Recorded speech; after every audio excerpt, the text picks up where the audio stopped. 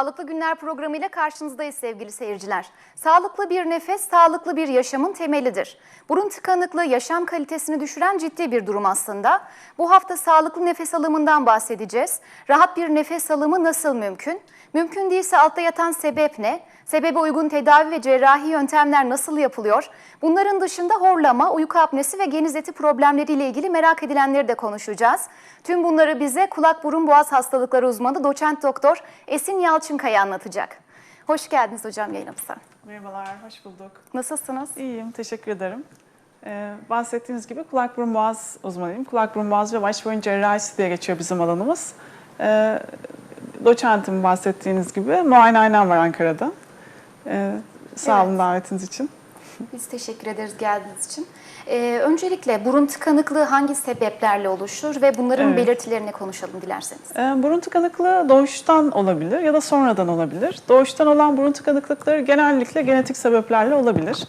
Ailesel yatkınlıklarla olabilir. Ama daha burun ilk doğum sırasında kafa ve burun içi çok o bıngıldak dediğimiz yumuşak kıvamlıyken doğum travması da bunu yapabilir. Yani özellikle normal doğumlarda en ufak bir zorlanmayla burun eğriliği o zamandan oluşabilir. Yine hayatın ilk yıllarında daha çok yumuşakken 1 ve 2 yaşlarındayken çocuk yürümeye çalışırken düştüğü zamanlar en ufak bir travma aldığında aslında farkında olmadan burun eğriliği tetiklenmiş olabilir. Daha sonraki yaşlarda olduysa eğer bunları kişiler genellikle bilir.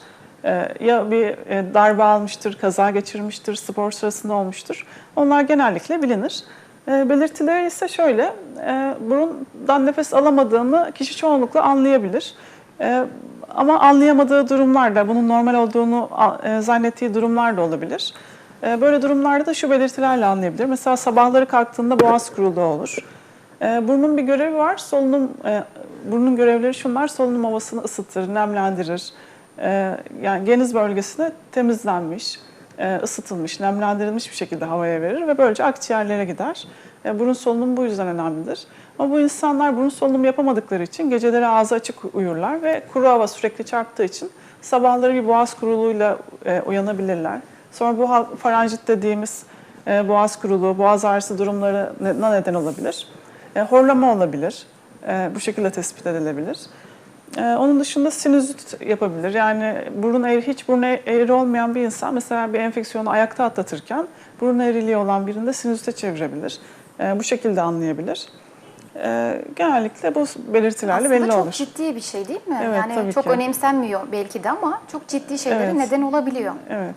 Peki hocam, sağlıklı nefes alamama ileride ne gibi problemlere yol açabilir? Evet, ilerleyen dönemde pek çok problem yapabilir. Mesela bunlardan biri biraz önce bahsettiğim sinüzit. Yani sinüzitin 2 çeşidi var. Akut dediğimiz birkaç günlük olan sinüzit. Mesela sinüzit geçiriyorum. Bunu herkes geçirebilir. Ama bazı kişilerde kronikleşmiştir. Bu da burun eğriliği olan kişilerde buna davetiye çıkarılır. Kronik sinüzitte ne oluyor? Sinüzit enfeksiyonları daha uzun sürer. 1-2 haftaya kadar sürebilir, 1 ayı bulabilir. Sık sinüzit enfeksiyonları geçirir. Benim sinüzitim var filan der. Bunlara sebep olabilir. Rahat bir uyku uyuyamaz. Horlama yapar bir kere. Horlama çiftler arasında da problem yaratabilir. Evet. Eşler arasında da yaratabilir. Ama kişinin kendisinde de problem olabilir. Horlamaya bağlı iyi uyuyamaz, geceleri uyanır, uykusu bölünür ve uykuda çok önemli şeyler salgılanıyor. Büyüme hormonumuz uykuda salgılanıyor. Yani zaten erişkiniz, büyüyecek miyiz gibi düşünülebilir. Öyle değil tabii ki. Büyüme hormonu onarımdan sorumludur. Yani bütün mekanizmalarımız, vücut kendini sürekli yenilemektedir. Ve bütün mekanizmalarımız, hücrelerimiz, hatta DNA'mız onarılmaktadır. Büyüme hormonu düzgün salgılanmazsa, düzgün uyku uyuyamazsak bu onarım mekanizmaları olmaz ve bazı hastalıklara davetiye çıkarır. Böyle bir durum söz konusu. Ayrıca uykuda mutluluk hormonları da uykuda salgılanır. Dolayısıyla iyi uyku uyuyamayan bir insan mutsuz uyanabilir. Gün içinde yorgunluk, verimsizlik, performansının etkilenmesi olabilir. Kondisyonunu bozabilir. İyi nefes alamayan bir insan, mesela burnunuz eğri ise hızlı bir merdiven çıktınız diyelim ki 2 kat. Sonra konuşmaya çalıştınız. İlk başta böyle biraz dinlenmeniz gerekir.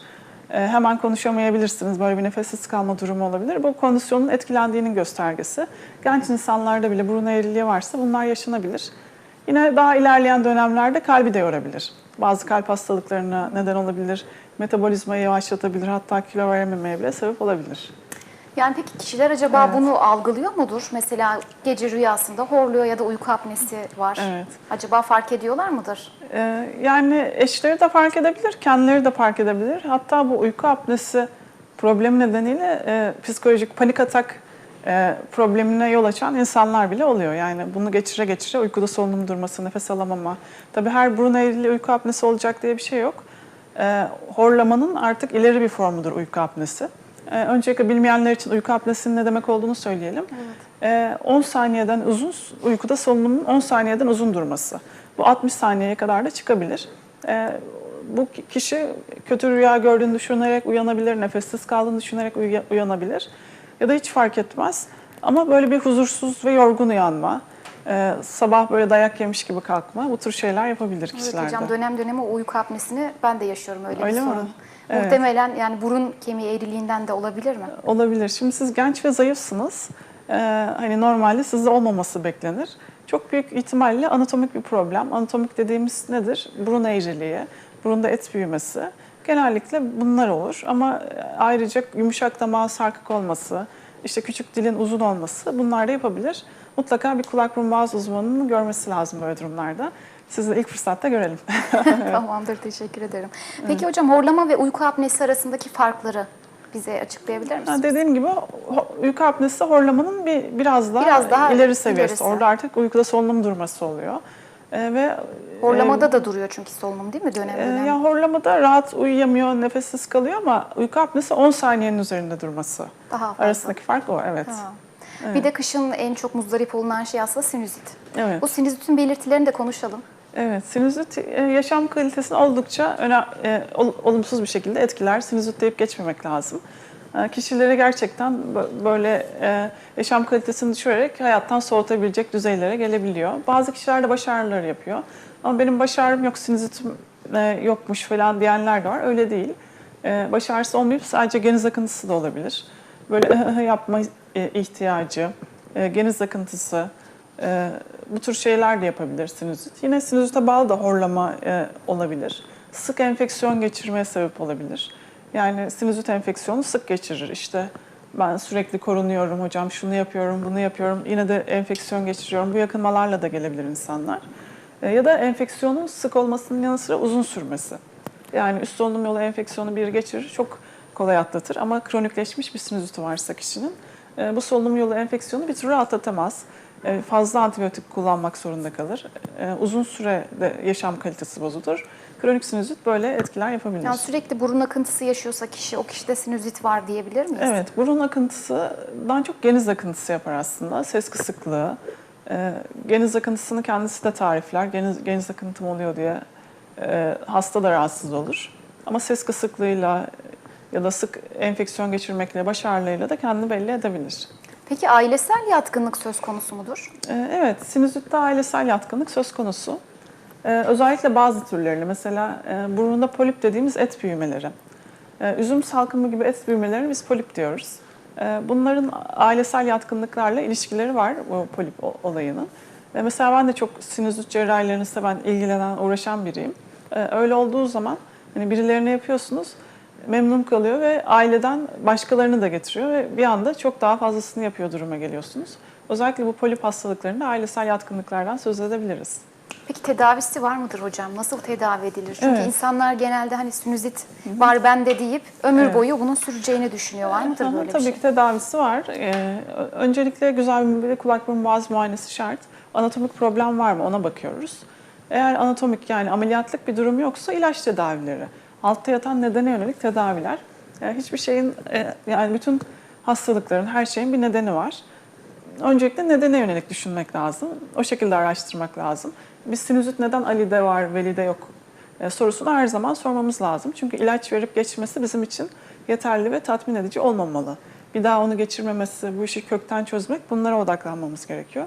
Dolayısıyla ilaçla işte alerji, ödem, vitamin eksiklikleri gibi problemleri varsa bunları ortadan kaldırmalıyız, ödemi çözmeliyiz. Ama anatomik bir şey varsa, polip dediğimiz üzüm salkımı gibi oluşumlar, burun eti büyümeleri, kemik eğrilikleri, işte burun orta bölmesinin orta konka dediğimiz orta burun etinin balonlaşması, konkovülloza gibi şeyler varsa bunları mutlaka ameliyatla düzeltmemiz gerekir. Evet, bunları mutlaka bir hekime Tabii giderek kulak öğrenebiliriz o muazzasına zaman, değil mi? muayenesi Peki şart. antibiyotik mi veriyorsunuz hocam böyle bir durumda, ilaç tedavisinde? İlaç tedavisi akut sinüzit. Yani hani birkaç gün sinüzit oluyorsunuz ya da bir hafta oluyorsunuz, 10 gün oluyorsunuz. Antibiyotik verilebilir ama uzun dönemde antibiyotiklerin bir anlamı yok. Altta yatan nedeni düşünmemiz gerekiyor uzun dönemde.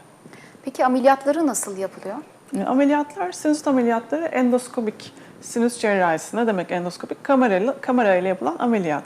Evet. Endo iç demek, bir şeyin içine girmek. Skopi de kamera demek. Bu diğer branşlarda da bu ameliyatlar var. Kulak burun boğazda da var. Burun içine kamerayla giriyoruz.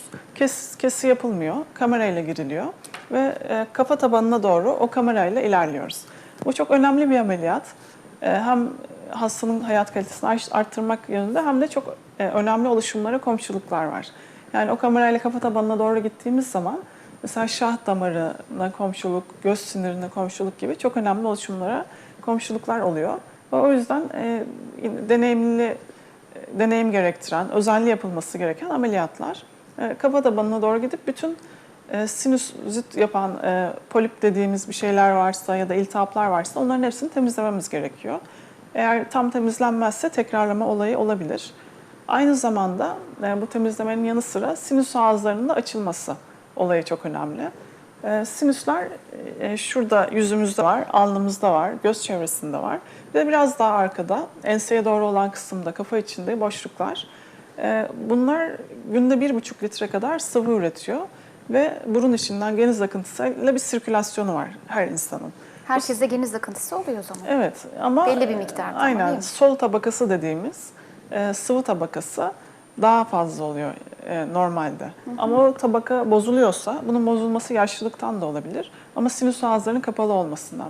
Yani buradan sinüs ağzından genize akacak şey ağız kapalıysa yavaş akıyor ve kalınlaşıyor ve geniz akıntısı daha sonra iltihap şeklinde kendini belli ediyor. Dolayısıyla ameliyatlar sırasında özenli bir şekilde sinüs ağızları bulunup geliştirilmeli. Tekrarlamaması için bunlar yapılması gerekiyor. Riskli bir ameliyat mıdır?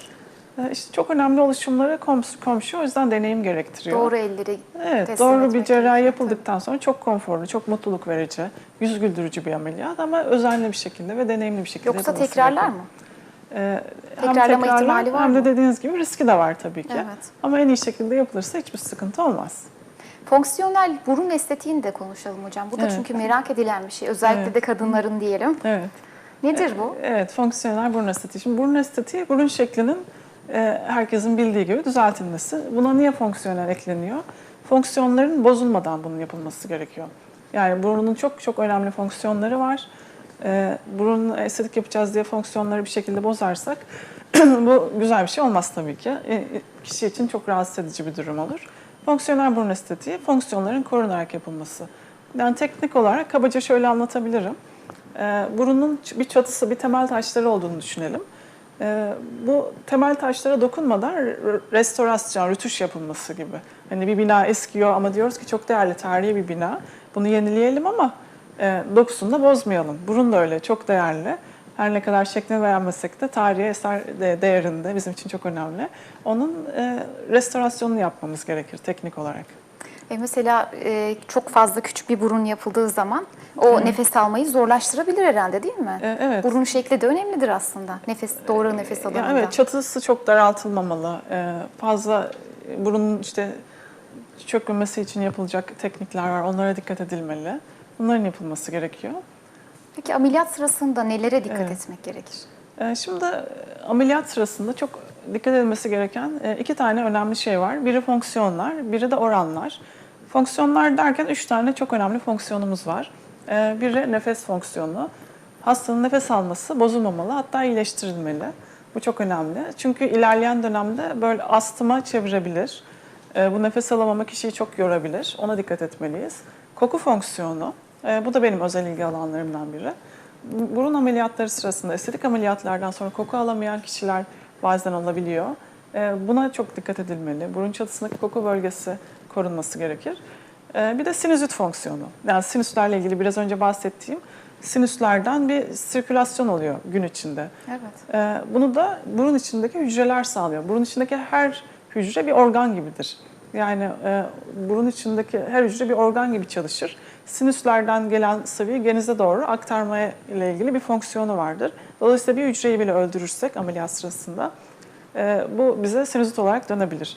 Sinüs ağızlarına yapışıklık yapmamalıyız ve hücreleri öldürmemeliyiz.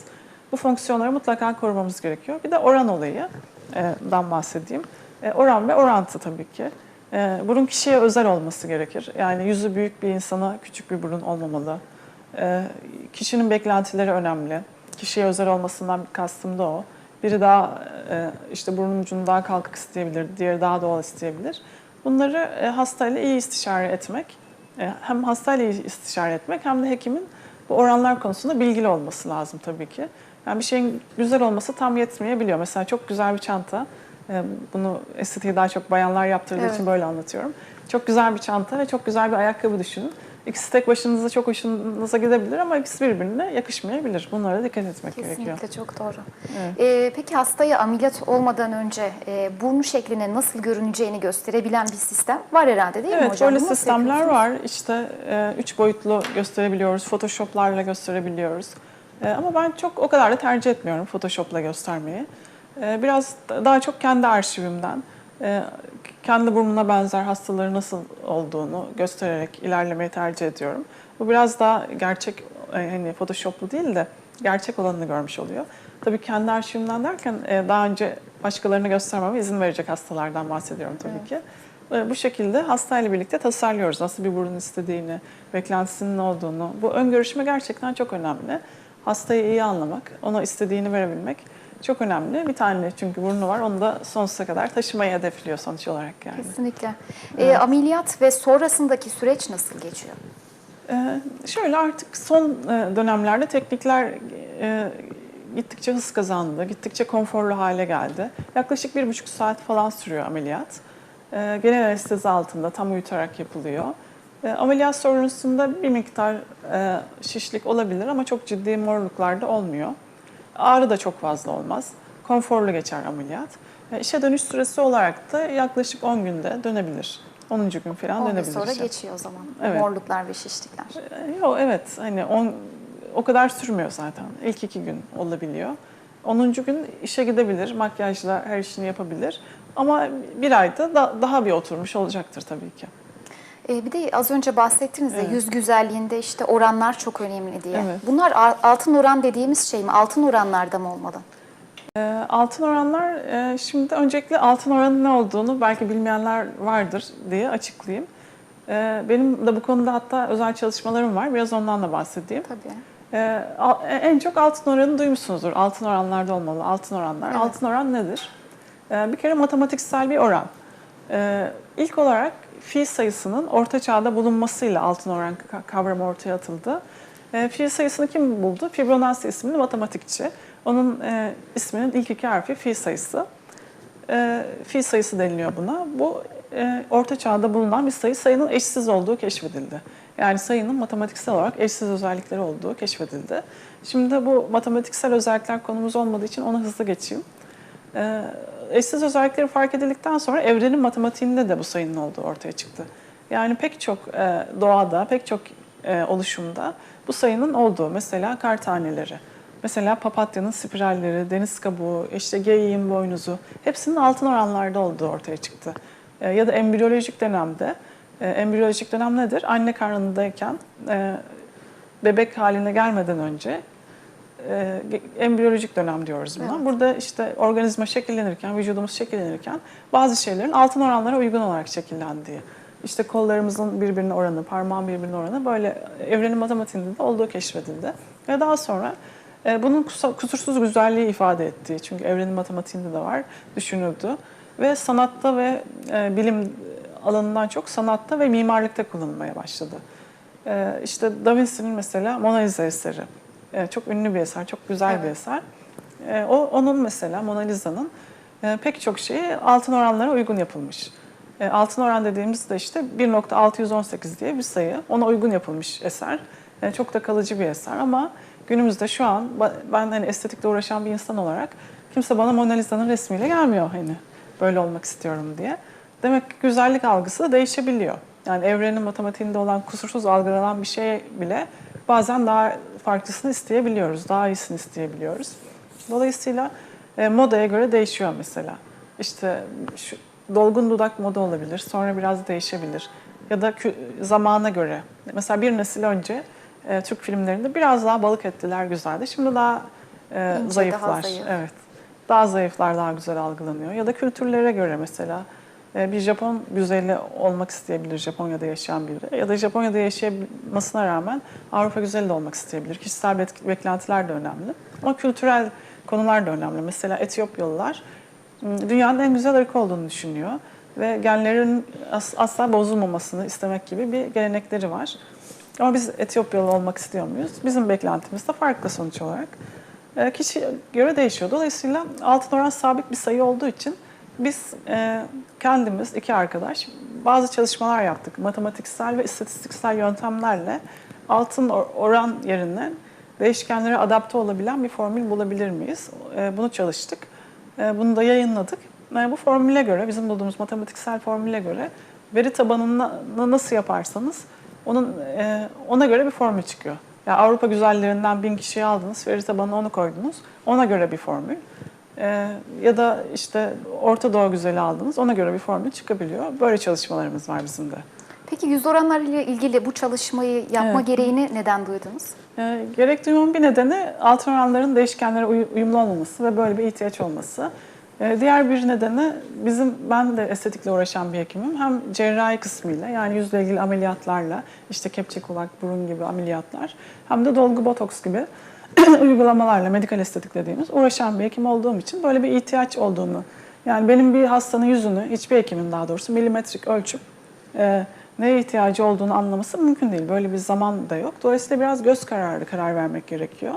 Ama işin içine nasıl matematik katabiliriz diye düşünüp bu formülü pratiğimize aktardık. Şunu da merak ettim. Şimdi bundan bahsettiniz ama böyle bir formül geliştirdiğinizi söylediniz. Evet. Estetikle uğraşan diğer uzmanlar ve estetik yaptırmak isteyen kişiler de bunu uygulayabilecek mi sizce? Evet, biz şimdi onunla ilgili de çalışmalarımız var. Diğer hekimler de arzu ederlerse kullanabilsin diye bunu bir yüz taramayla ilgilenen mühendislerle görüşüyoruz ve yazılım haline getiriyoruz. Böylece hekim hastasının fotoğrafını çektiği zaman bu yazılım kendisinde olduğunda yüzün en çok neye ihtiyacı olduğunu anlayabilecek. Yani biraz çene, biraz elmacık kemiği diye yapay zeka ona fikir verebilecek. Ya da kişi herkes daha güzel olmak istiyor. Bunun nasıl olacağı konusunda yani daha yüz analizini tam yapamıyor olabilir, fikri olmayabilir. Bunu application olarak da, uygulama olarak da telefonlara yüklenebilsin diye de böyle çalışmalar da yapıyoruz yine mühendis arkadaşlarla.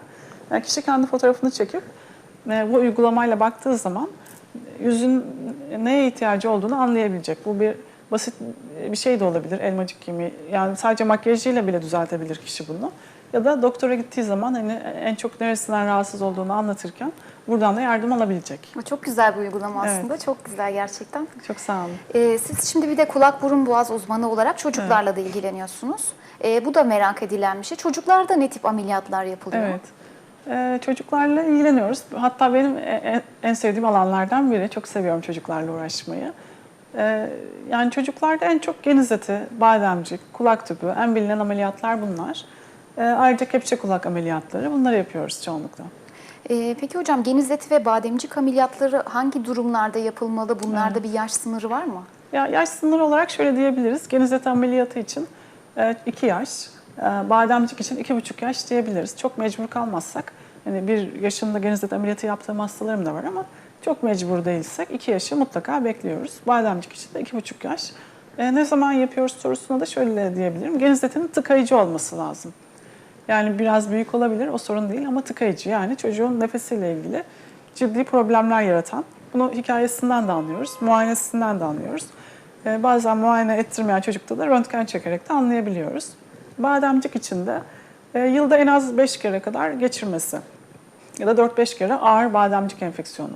Ağırdan kastım ateşli geçirebilir, eklem ağrıları yapabilir. Çünkü bunlar zaman içerisinde bu tedavi edilmezse romatizma hastalıklar, kalp kapakçığını etkileyip kalple ilgili hastalıklara sebep olabilir. Böyle durumlarda mutlaka bademciği alınsın mı alınmasın mı diye en azından bir kulak burun boğaz uzmanıyla görüşülmekte fayda var. Evet, genizleti problemini sanırım daha çok çocuklar yaşıyor, Evet. yetişkinlerdense.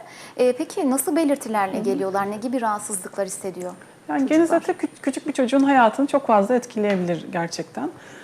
Nasıl etkiliyor? Birincisi burundan nefes alamıyor. Rahat bir uyku uyuyamaz. Hırıltılı bir solunumu olur uykuda. Uyku apnesi çocukta da olabilir bu arada. Yani erişkinde de büyüme hormonu salgılıyor demiştik ama çocukta daha önemli. Boyu kısa kalabilir. Yani genizleti zamanında alınmazsa boyu kısa kalabilir.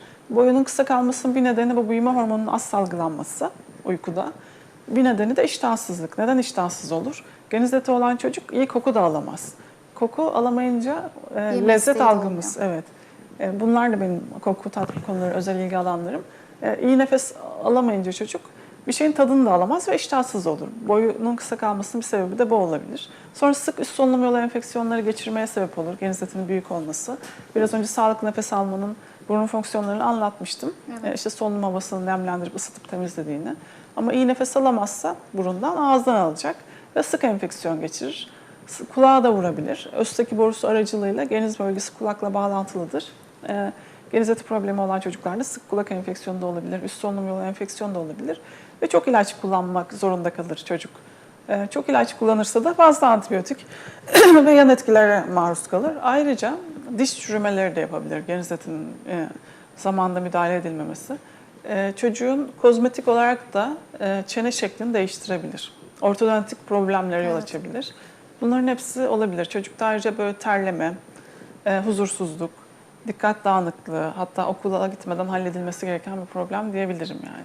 Ameliyat sonrası şikayetler tekrarlar mı yoksa tamamen kurtulur mu çocuk? Yani çok konforlu bir ameliyattır. Aynı gün sabah yapıyorsak öğleden sonra taburcu ederiz.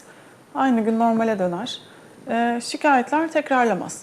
Ama biraz önce de bahsettiğim gibi, sinüzit konusunda da bahsettiğim gibi ben her hekim altta yatan nedeni de düşünmeli. Yani bir şey Ali'de değil Veli'de neden oldu? Bu konuyu mutlaka düşünmemiz gerekiyor. O çocukta da alerji var mı? İşte mukoza ödemi dediğimiz ailesel yatkınlık olacak bir şey var mı? Bazen mesela benim bu konuda çalışmalarım var. D vitamini eksikliği yapabiliyor mesela. Böyle bir şey var mı? Hani bunlara da özen gösterip bu takviyeleri de yaparsak, bazen probiyotik ihtiyacı olabilir çocuğun. Bunları da yaparsak sağlığı korumak açısından, tekrarlamaması açısından, yani iyi bir ameliyatla büyük oranda tekrarlamaz ama bunları da yaparsak kesinlikle tekrarlamaz. Orta kulak iltihabı da çok önemli bir şey aslında değil mi? Evet. Bu kalıcı işitme kaybına neden olur mu? Orta kulak enfeksiyonları kalıcı işitme kaybına neden olabilir ama günümüzde bunu o kadar sık görmüyoruz. Bunu biraz daha kırsal kesimlerde, belki doktora ulaşamayan çocuklar varsa ki günümüzde onu da çok görmüyoruz artık, olabilir. Bir önceki nesilde daha sıktı. Yani çocukken kulak enfeksiyonu geçirmiş, o sırada kullanacak ilaç ya da ulaşacak doktor bulamamış. Şu anda timpanoplasti dediğimiz, kronik otit cerrahisi dediğimiz yani kronikleşmiş, işitme kaybı olmuş, bazı iltihapların kronikleşme durumu olmuş şekilde ameliyatlar yapabiliyoruz. Ama her çocuğun bence bir kulak burun boğaz kontrolünde büyümesinde fayda var. O zaman ne orta kulak enfeksiyonu kalıcı olur, ne işitme kaybı olur, ne bu işte boy kısalığı, bademciğin kalbe vurması gibi durumlar böylece olmamış olur. Evet, burun eğriliğinden bahsettik. Bunu bir de çocuklar üzerinden Evet. de konuşalım. Bunda çocuklarda da ameliyat yapılıyor mu? Burun eğriliklerinde çocuklarda da olabiliyor tabii ki. Burun çok eğri değilse 17 yaşına kadar bekliyoruz. Çünkü burun iyice gelişsin, otursun. Ondan sonra yapalım. İkinci bir ameliyata gerek kalmasın diye düşünüyoruz. Ama bazen o kadar eğri oluyor ki çocuğun yaşam kalitesi oldukça bozuluyor. Biraz önce saydığım şeyler olmaya başlıyor ve böyle durumlarda çocuk burun ameliyatının teknikleri biraz daha farklıdır. Büyüme noktalarını falan korumak lazım. Onlara dikkat ederek özenli bir şekilde daha erken yaşlarda, 9 yaşında, 13 yaşında bu ameliyatlar yapılabiliyor, yapabiliyoruz. Ama çok tıkayıcı, çok eğri olduğu durumlarda bunları yapıyoruz. Kepçe kulak ameliyatları hangi yaşlarda yapılıyor? Hangi yaşlarda öneriyorsunuz? Evet. Ve ne tür teknikler kullanıyorsunuz? Evet, orada da artık teknikler ilerledi. Konforlu teknikler var. Gerçekten iyileşme süresi kısa olacak şekilde yine kulağın yapısına göre karar veriliyor. Dikişsiz, kesisiz tekniklerle yapılabiliyor. Yaş olarak da okula gitmeden yapılmasında fayda var. 6 yaşından önce. Neden okula gitmeden? Bunun psikolojik nedenlerle hani ilk okula gittiği zaman bir dalga geçilme, kendini kötü hissetme durumu olmasın diye. Alt yaş sınırı olarak da ben 4 yaşına kadar bekliyorum. Biraz kulak kepçesinin şekli otursun diye. Çocuklarda bir de konuşma bozukluğu olan çocuklar da oluyor. Bunlarda nasıl bir tedavi uyguluyorsunuz? O da konuşma bozukluğu varsa mutlaka yine kulak burun boğazın görmesi gerekiyor. Konuşma bozukluğunun şekline göre tedaviler değişiyor. Mesela geç konuştu ya da hiç konuşmadı. Ya işte onun babası da öyleydi falan, hani öyle dememek lazım. Aslında önemsemek lazım. Tabii işitme kaybı olabilir, duymuyor olabilir. Çünkü erken yaşlarda konuşma gelişiyor. Eğer duymuyorsa kulak burun boğaz tarafından bu tespit edilirse işitme cihazı verilebilir. Ya da hiç duymuyorsa biyonik kulak dediğimiz, kohleer implant dediğimiz biyonik kulaklar takıyoruz ameliyatlarla. Bu şekilde duymaya başlayabiliyor. Geç konuşmalarda o yüzden bunlar önemli. Onun dışında harfleri söyleyememe olabilir. Mesela özellikle R, S, T harflerine zorlanıyorsa o zaman dil bağı problemi olabiliyor bu çocukların muayenesinde. Dil bağını çözmek gerçekten çok kolaydır. Bir müdahale, bir ameliyat, ama erken yaşta saptanırsa, mesela yeni doğan da dil bağını saptarsak onu çok kısa bir şekilde kansız, dikişsiz, hızlıca halledebiliyoruz. 10 yaşında saptarsak yine çok zor değil ama dikiş falan gerekebiliyor. O yüzden erken yaşlarda bunlara dikkat etmekte fayda var. Ne kadar erken o kadar iyi. Ayrıca kekemelik konusu var. Onlara da erken yaşlarda dikkat etmek gerekiyor. O da bizim alanımız. Konuşma terapileriyle biz ilgileniyoruz. Kulak burun boğaza başvurulmasında fayda var. Kekemelik varsa psikolojik olarak çocuğu etkileyebilir. Bir an önce çözülmesi gerekiyor. Hem de daha erken yaşlarda daha kolay oluyor. Bu konuşma terapisi tabii ekip işi. Kulak burun boğaz kontrolünde, ama işte odyolog, fizyoterapist gibi ekip arkadaşlarımız oluyor. Bunları birlikte yürütüyoruz böyle durumlarda. Evet, sizin bir de koku ve tat alanında çalışmalarınız var, uzmanlığınız var. Bu projelerinizden de bahseder misiniz bize? Evet, 2019 boyunca koku ve tatla ilgili benim önderliğimde projeler gerçekleştirdik. Bu çok önemli bir konu, koku tat konusu, ama biraz ihmal edilen bir konuydu. Bu konuda farkındalık yaratmak için biraz da araştırmak için bu projelere başlattık. Ama bunlar bilimsel projeler, ama biz bunu herkese mal ederek yapmak istedik. Yani insanları bilim çatısı altında birleştirmek. Benim böyle bir hayalim vardı.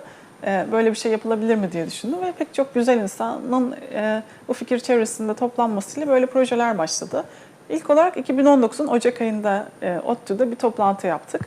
O toplantı bir günlük bir toplantıydı ama 25 konuşmacımız vardı. 300'e yakın da katılımcı geldi ve çok böyle havanın yani yoğun kar yağışının olduğu bir günde o kadar ilgi görmesi, bu projelerin bundan sonra yoğun ilgi görmesi nedeniyle devam etmesini sağladı. Daha bir sene bile dolmadan Kasım ayında ikincisini yaptık. O da 2 gün sürdü ve 55 konuşmacımız vardı o ikinci projede. 2 gün boyunca devam etti. Yine yoğun ilgi vardı. Onu Ufuk Üniversitesi'nde yaptık. Günde 500'er kişi geldi ona da. Bu ilgi görünce ben insanlar da izleyebilsin diye bu arada kendi kanalıma yükledim. İlkinde 25, ikincisinde 55 konuşmacı vardı. İzlemek isteyenler, ilgisini çekenler bu 80 videoyu Doçdere Esin Yalçınkaya kanalında internetten ücretsiz izleyebilirler. Kitabınız da yanınızda, Koku ve Tat Algısı kitabınız. Onun Evet. da ayrıntılarından bahsedebilir misiniz? Neler var kitapta? Evet, böyle bir kitap projemiz de oldu. Bu bir textbook aslında. Koku ve tat bilimleri konusunda şu anda dünyada en kapsamlı kitap diyebileceğim nitelikte bir kitap. Yaklaşık 530 sayfalık bir kitap. Burada ben editörüm. Benim editörlüğümde yapılan bir şey. Yaklaşık 110 tane akademisyenin katkı vermesiyle oluşturuldu. 110 akademisyenin bir araya gelmesiyle böyle bir kitap oluşturduk. Burada pek çok konu var. Öncelikle tıp konuları var. Tıpta sadece kulak burun boğaz değil, ama koku almayla mesela anne bebek bağlanması nasıl etkileniyor? Anne bebek kokuyla birbirine nasıl bağlanıyor? Ya da vücut kokumuz nasıl oluşuyor? Bunun diğer insanlara etkileri nelerdir? Ya da genetiğimizde kokunun etkisi nelerdir? Kalbimizi nasıl etkiliyor? Bunları konuştuk. Ayrıca eczacılık, kimya, pek çok alan var bu kitabın içinde. Ya da mühendislik, yapay zeka, işte yapay zeka ile koku alan burunlar, bunlar var. Ya da kültür, sanat, işte coğrafyalara göre nasıl koku alınıyor, lezzet algısıyla kokunun ilişkisi.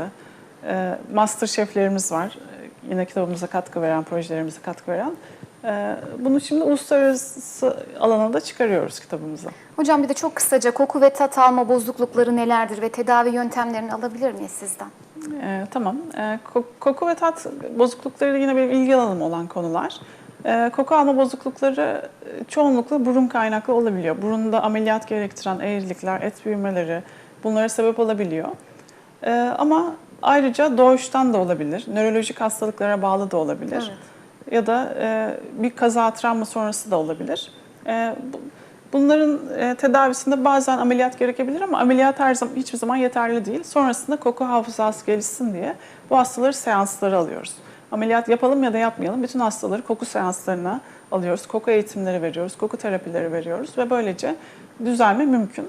Tat bozuklukları da altta yatan nedene bağlı. Yani bu mideyle ilgili bir şey olabilir, romatolojik bir şey olabilir. Ya da sadece koku alamadığı için, koku alamayan bir insan tat da alamaz çünkü. Lezzet de alamaz. Sadece ondan bile olmuş olabilir. Bir de koku alma bozukluklarının çeşitleri var. Çok kısa onlardan da bahsedeyim. Mesela az koku alma bir çeşidi. Bu yaşlılarda görünüyor daha çok. Az koku alma ve tehlikeli olabilir. Doğalgaza, yanık kokusunu alamama gibi. Ya da şey olabilir, az koku almanın dışında hiç alamama. Bu çok ciddi bir problem. Bunun üzerinde çalışıyoruz. Hastalarımıza bununla ilgili tedaviler veriyoruz. Ya da çok alma, gereğinden fazla alma. Mesela buna hiperozmi deniliyor. Bir insan mesela migren ataklarına, astım ataklarına bile gidebilir. Gereğinden fazla koku alma. Yaşam kalitesini oldukça olumsuz etkileyebilir. Böyle çeşitleri var. Bunlara yönelik tedavilerimiz oluyor. Peki hocam çok teşekkür ederiz Ben geldiğiniz teşekkür için. ederim. Ayağınıza sağlık. Çok bilgilendirici, Sağ olun. faydalı bilgiler verdiniz. Çok teşekkür ederim. Sevgili seyirciler, kulak burun boğaz hastalıkları uzmanı doçent doktor Esin Yalçınkaya ile programı noktalıyoruz. Haftaya tekrar görüşmek üzere. Hoşça kalın, sağlıkla kalın.